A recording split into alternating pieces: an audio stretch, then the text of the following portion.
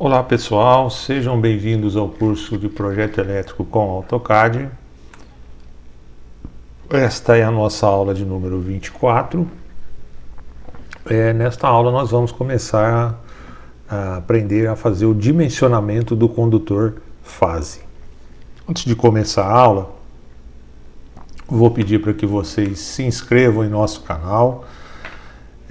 Se gostar dos vídeos, não deixe de dar um like, um joinha, que isso vai nos ajudar bastante, tá? Bom, então vamos lá. Para fazer o dimensionamento do condutor fase, a gente deve atender, de acordo com a NBR 5410, a gente deve atender os seguintes critérios. Primeiro, o critério das seções mínimas. Depois, o critério da capacidade de condução dos condutores. Também o critério de limite de queda de tensão. Critério da proteção contra sobrecargas. E, por fim, o critério da proteção contra curtos-circuitos. Bom, o que significa isso, pessoal? Significa que não basta, por exemplo, a gente entrar numa tabela, que é o que muita gente faz, e é uma tabela de capacidade de condução, né, de corrente do condutor, e escolher lá um condutor que tenha um valor de capacidade superior à corrente que você que está prevista para o circuito. Isso é um erro muito comum que os profissionais da área cometem, tá?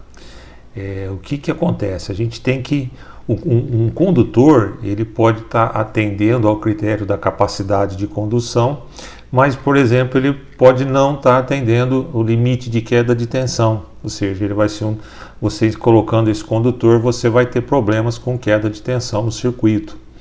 Então ele tem que atender a todos esses critérios.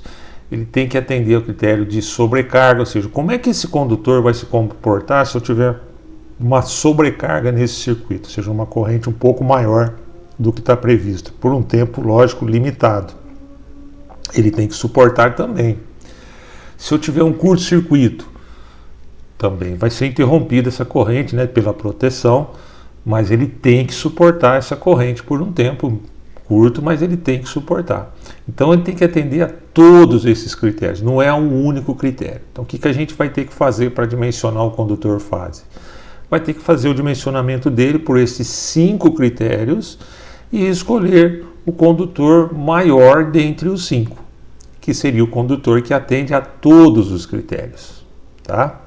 É assim que a gente tem que fazer de acordo com a NBR 5410, tá, ok? Eu vou mostrar aqui nesse vídeo o primeiro critério que a gente viu aqui, que é o critério das seções mínimas, tá? E depois eu vou fazendo um vídeo para cada critério, tá, ok?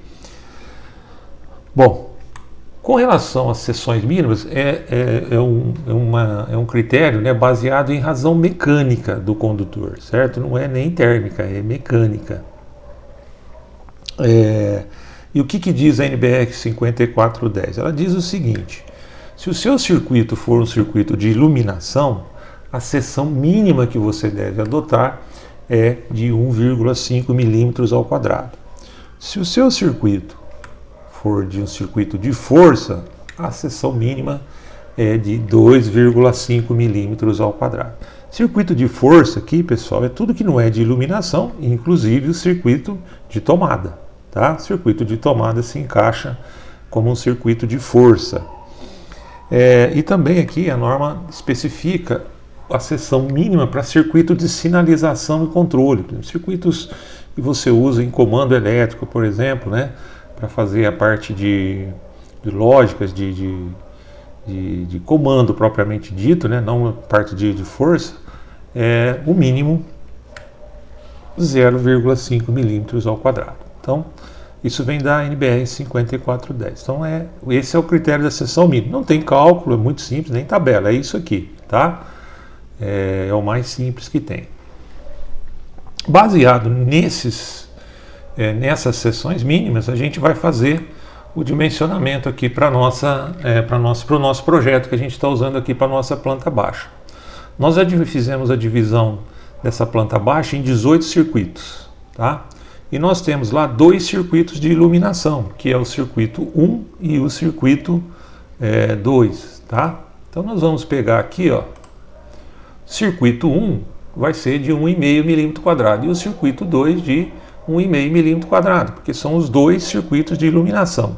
Os demais não é de iluminação, então ou é circuito de tomada, ou é circuito de chuveiro, né? Então todos eles, pelo critério da seção mínima, vão ser de 2,5 milímetros ao quadrado. Então, pelo primeiro critério aqui, nós já dimensionamos os condutores para todos os 18 circuitos do nosso projeto. Nós estamos fazendo aqui no curso. Isso não significa que nós dimensionamos os condutores desses circuitos. Significa que nós dimensionamos por um dos 5 critérios, tá? Nós vamos fazer por todos eles, né? Vamos colocar aqui em cada circuito aqui os 5 critérios e vamos escolher o condutor maior dentre os 5, tá ok?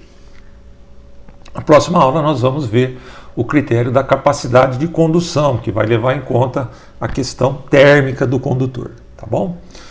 Bom, pessoal, nesta aula era isso que a gente tinha para falar. Agradeço a participação de vocês. Até a nossa próxima aula. Obrigado.